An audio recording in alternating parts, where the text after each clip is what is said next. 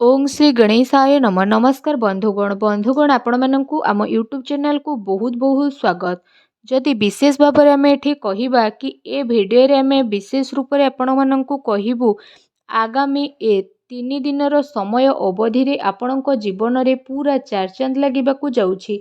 आपणक पई जदि विशेष भाव में कहिबु किपरि ए समय रहिबो केउ सब जिनिस रे आपणक विशेष रूप से फायदा मिलिबो केउ सबु जिनिसरे आपनको सावधानता रखिबाकु पड़िबो आपणकर लव लाइफ क्यारियर किपरि रहिबो बिजनेस व्यापार किपरि रहिबो एवं स्वास्थ्यर किछि महत्वपूर्ण इनफॉरमेशन मध्ये आमे आपण माननकु भिडियो रे देबु।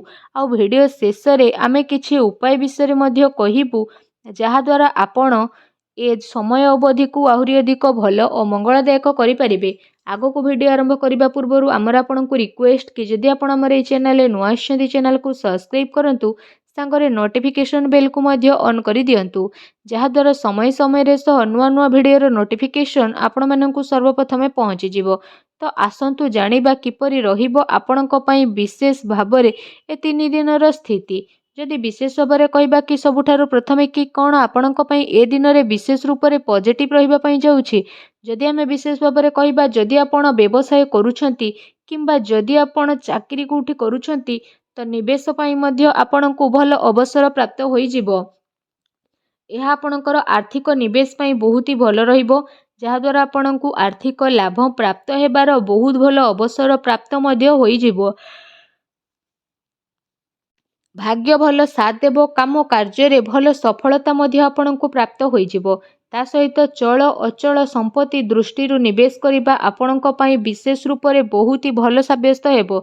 सेथिपई समय आउ परिस्थिति को देखि निवेशर मध्य अवसर बा तलासी आपण नहीं जातु जहा द्वारा आपणको सफलता निहाती प्राप्त हेबो। आउ आर्थिक स्थिति मध्य आपणकर काफी मजबूत होई जिवो। ता सहित कोनोसी अप्रत्याशित आय बा शायद कौनसी प्रोब्लेम रे आपण फसी पारंती ए आयर भल भाव में प्रयोग करंतु जहा द्वारा कौनसी यात्रा बा एमिति किछि गतिविधि रे जोठी आपणकर उद्देश्य अस्पष्ट रहिबो विचार को लोक माननको कुहंतु जहा आपणक दिमाग रे रहिछि। सेथिपई जरूर भाव में रिसर्च करंतु निज आखपाखर लोकंक सह मिसंतु निजर वरिष्ठों को प्रभावित करने पाई शब्दर निपुणतार प्रयोग मध्य करंतु निजर क्यारियर को बढ़ेबा आउ किछि पैसा भरा योजना बा रणनीति बनैबा पाई यह गोटे शानदार समय रहिबो। आपणकर साथी एवं सहयोगी एबे आपणकर स्थिति को जानिबे रचनात्मक कार्य प्रति मध्य आपणकर विशेष रूप से रुचि बढ़िबो। ए अवसर अवश्य लाभ उठांतु नुआ भाव में काम करिबार मौका को हाथ जीवाकू दियंतु नहीं।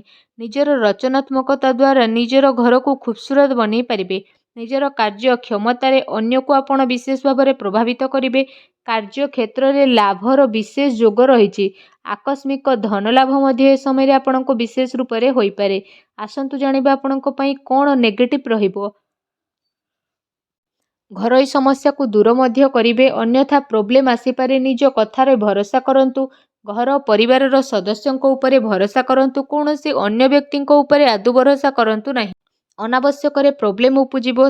यह सहित पारिवारिक स्थिति आपणकर चिंतापूर्ण रहिबो जहा द्वारा घरे टिके छोट मोट प्रोब्लेम होई पारे।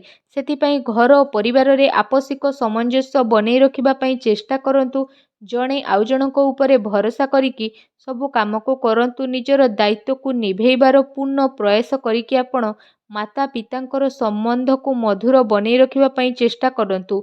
एमिति व्यक्ति पाखकु जांतु जहां पाखकु जीवा जरूरत रही जेमिति आपणकर भाई भौणी माता पिता बा पड़ोसी सेमानंकु शांति प्रदान करंतु। ए समय रे सांसारिक एवं व्यवहारिक मामला उपरे ध्यान केंद्रित करिबार नाही बरं निजर दृष्टिकोण को बदलैबा एवं नुआ विचार को भाबिबार समय आसीची। बहुत सारा लोक आपण को नेकी आग को बढ़िबे एहा द्वारा अधिकतर समय मल्टीटास्किंग रे रहिबो बा से सबु की करंतु जहा आपण करूछंती आ आपण को शीघ्र ही सफलता मिलिबो। किछि नुकसान मध्य आपण को ए समय रे मिली पारे जहा आपण को परिवार को प्रभावित करिवो। आपण विचलित मध्य होई जिवे कार्यभार रो अधिकता कारणरू जरूरी कार्य को आपण समय रे सह पूरा करि परिबे नाही। सेथिपई क्रोधर अधिकता मध्य रहिबो।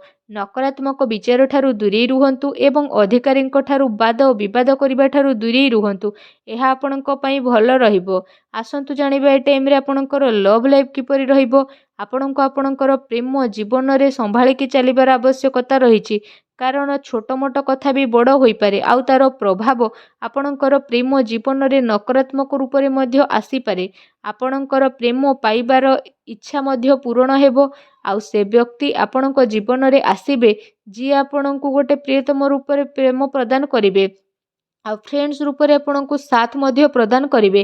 ଏ ଟାଇମ୍ ଆପଣଙ୍କ ଲଭ୍ ଲାଇଫ୍ ପାଇଁ ବହୁତ ହି ଶାନଦାର ଆଉ ବହୁତ ହି ବେଷ୍ଟ ରହିବ। ପ୍ରତିଟି ସ୍ଥିତିରେ ନୂଆ ନୂଆ ମୌକା ଆପଣଙ୍କୁ କହିବାକୁ ଗଲେ ପ୍ରାପ୍ତ ହେବା ପାଇଁ ଯାଉଛି। ଏ ଦିନର ଆପଣଙ୍କୁ ଅବଶ୍ୟ ହିଁ ଲାଭ ଉଠେଇବାର ରହିଛି। ଯଦି କହିବା ଆପଣଙ୍କର ବ୍ୟବସାୟ କ୍ୟାରିୟର ବିଷୟରେ ତା ବିଶେଷ ଭାବରେ ବ୍ୟବସାୟ ଗତିବିଧି ଆପଣଙ୍କର ସଫଳ ହେବ। କାରବାରରେ ବିଶେଷ ଭାବରେ ଧନଲାଭର ସ୍ଥିତି ରହିଛି। ପ୍ରପର୍ଟି ସେୟାର ବଜାରରେ ବିଶେଷ ଭାବରେ ନିବେଶ କରିବା ଆପଣଙ୍କ ପାଇଁ ଲାଭଦାୟକ ରହିବ। ଅନାବଶ୍ୟକ ଖର୍ଚ୍ଚର ଅଧିକତା ରହିବ ଯାହାର କଣ୍ଟ୍ରୋଲ କରିବାର ଆବଶ୍ୟକତା ରହିଛି। ଏହା ସହ ଚାକିରି କରୁଥିବା ବ୍ୟକ୍ତିବିଶେଷଙ୍କ ପାଇଁ ଏ ଦିନ ବହୁତ ଭଲ ରହିବ। ବିଦ୍ୟାର୍ଥୀଙ୍କ ପାଇଁ ଟାଇମିଂ ମିଲାଜୁଲା ରହିବା ପାଇଁ ଯାଉଛି। ତ ଯଦି କହିବା ଆପଣଙ୍କ ପାଇଁ ବିଶେଷ ଭାବରେ ବ୍ୟାପାର ସମ୍ବନ୍ଧିତ କୌଣସି ଯାତ୍ରାରେ ଯିବାର ଯୋଗ ବନୁଛି। କୋର୍ଟ କଚେରୀ ସମ୍ବନ୍ଧିତ କୌଣସି ଭଲ ଖୁସି ଖବର ମଧ୍ୟ ଆପଣଙ୍କୁ ପ୍ରାପ୍ତ ହୋଇପାରେ। ଏହା ସହିତ ଯଦି କହିବା ଯେଉଁ ଲୋକମାନେ ସରକାରୀ କ୍ଷେତ୍ରରେ ଚାକିରି କରୁଛନ୍ତି ତ ସେମାନଙ୍କୁ ଶୀଘ୍ର ହିଁ ସରକାରୀ ସୁଖ ପ୍ରାପ୍ତ ହେବ। ଆପଣଙ୍କର ଆମଦାନୀରେ ବହୁତ ଭଲ ବୃଦ୍ଧି ମଧ୍ୟ ଆଗକୁ ଆସୁଥିବା ଟାଇମ୍ରେ ଦେଖିବା ପାଇଁ ମିଳିବ। ତା ସହିତ ସମୟ ଆପଣଙ୍କ କ୍ୟାରିୟର ପାଇଁ ବହୁତ ହି ଅନୁକୂଳ ରହିବ ଆଉ ଆପଣଙ୍କୁ ସରକାରୀ କ୍ଷେତ୍ରରେ କାଫି ଫାଇଦା ମଧ୍ୟ ହେବ। ଆପଣ ଆପଣଙ୍କର କାର୍ଯ୍ୟ ପାଇଁ ସ୍ୱୟଂ ଉପରେ ଭରସା କରିକି ରହିବାକୁ ପଡ଼ିବ। ବେରୋଜଗାରଙ୍କୁ ରୋଜଗାର ନୂଆ ଅବସର ମଧ୍ୟ ପ୍ରାପ୍ତ ହେବ। ବ୍ୟାପାର ଧନ୍ଦାରେ ବହୁତ ଭଲ ଲାଭ ମିଳିବାର ସମ୍ଭାବନା ରହିଛି। କିନ୍ତୁ ଅନାବଶ୍ୟକ ଖର୍ଚ୍ଚର ଯେହେତୁ ଅଧିକତା ରହିବ ତେଣୁ ଟିକେ ସାବଧାନ ରୁହନ୍ତୁ। ଯଦି କହିବା ଏ ସମୟରେ ଆପଣଙ୍କ ସ୍ୱାସ୍ଥ୍ୟ କିପରି ରହିବ ତ ସ୍ୱାସ୍ଥ୍ୟରେ କୌଣସି ପ୍ରକାରର ସ୍ୱାସ୍ଥ୍ୟ ରିଲେଟେଡ୍ ଗମ୍ଭୀର ସମସ୍ୟାର ସାମ୍ନା କରିବା ପାଇଁ ବିଶେଷ ରୂପରେ ପଡ଼ିପାରେ। ସେଥିପାଇଁ କୌଣସି ପ୍ରକାରର ସ୍ୱାସ୍ଥ୍ୟ ସମ୍ବନ୍ଧିତ ସମସ୍ୟା ଉତ୍ପନ୍ନ ହେବା ଦ୍ୱାରା ସମୟ ପୂର୍ବରୁ ଉପଚାର କରିବାର ବହୁତ ଭଲ ଆବଶ୍ୟକତା ରହିଛି। ଯାହାଦ୍ୱାରା ସମୟ ଥାଉ ଥାଉ କୌଣସି ବି ବଡ଼ ପ୍ରୋବ୍ଲେମରୁ ଆପଣ ବାହାରକୁ ବାହାରି ପାରିବେ। ସାବଧାନ ରୁହନ୍ତୁ। ଏଥିପାଇଁ ଆପଣ ନିଜର ଖାଦ୍ୟପେୟ ଉପରେ ବିଶେଷ ଧ୍ୟାନ ଦିଅନ୍ତୁ। ତା ସହିତ ନିଜ ସ୍ୱାସ୍ଥ୍ୟକୁ ଆହୁରି ଅଧିକ ଭଲ ରଖିବା ପାଇଁ ଆପଣ ପ୍ରତ୍ୟେକ ଦିନ ଯୋଗ କରନ୍ତୁ, ବ୍ୟାୟାମ କରନ୍ତୁ ଏବଂ ସୁସ୍ଥ ରୁହନ୍ତୁ।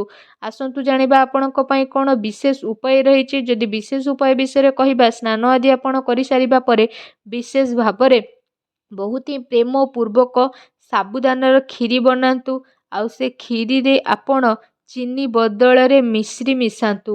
ଯେବେ ଏ କ୍ଷୀରିଟି ପ୍ରସ୍ତୁତ ହୋଇଯିବ ସେଥିରେ ଆପଣ ଅଳ୍ପ ଟିକେ କେଶର ପକାନ୍ତୁ ଆଉ ତାପରେ ଆପଣ ସେ କ୍ଷୀରିଟିକୁ ନେଇ ସବୁଠାରୁ ପ୍ରଥମେ ମା ଲକ୍ଷ୍ମୀଙ୍କୁ ଭୋଗ ଲଗାନ୍ତୁ।